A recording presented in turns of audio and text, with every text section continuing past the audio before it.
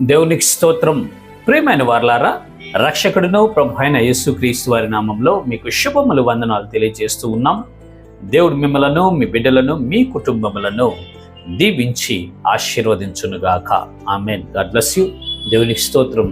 హల్లెలూయా. ప్రియమైన దేవుని పిల్లలారా, దేవునిని ఆశ్రయించినప్పుడు, దైవ మార్గంలో వెళ్తున్నప్పుడు దేవుడే తన దూతను పంపి మనల్ని రక్షిస్తాడు, సహాయం చేస్తాడు, క్షేమాన్ని ఉంచుతాడు, మన ప్రాణములను కాపాడుతాడండి.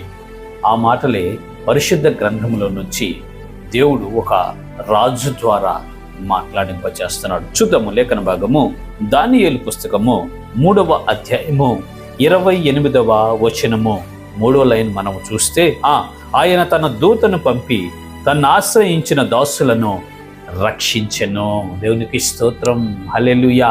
ఈ మాటలు చెప్తున్నటువంటి వ్యక్తి ఎవరంటే సామాన్యమైనటువంటి వ్యక్తి కాదు, సాధారణ మనుష్యుడు కాదండి.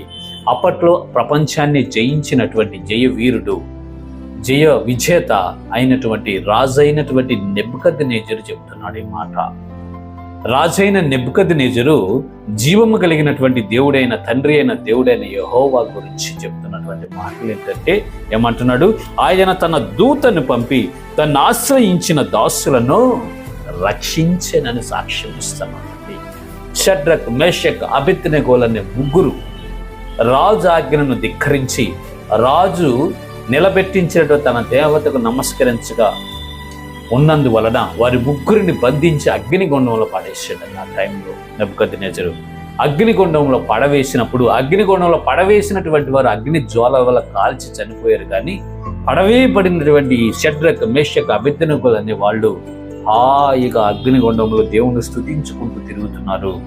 4వ వ్యక్తి కూడా వారితో జాయిన్ అయ్యారు. 4వ వాని రూపము దేవదూత రూపం అది పోలి ఉందని రాజు కనిపించినట్లు. ఆ తర్వాత అగ్నిగుండంలోంచి వారిని బయటకు తీసుకొచ్చి పరీక్షిస్తే అగ్ని వాసన కూడా వాళ్ళ దగ్గర లేదంట.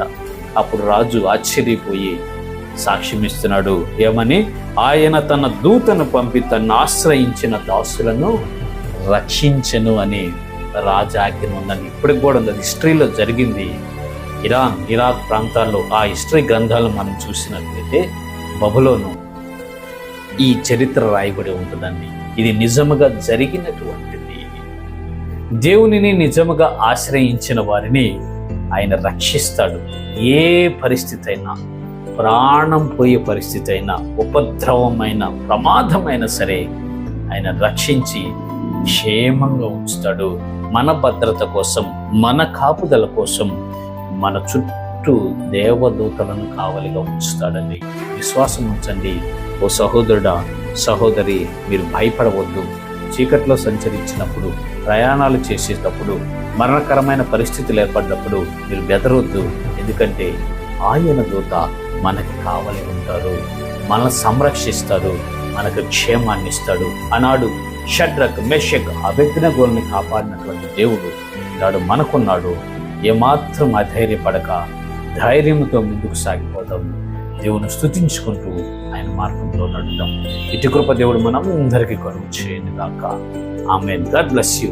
దేవునికి స్తోత్రం. హల్లెలూయా. Praise the lord.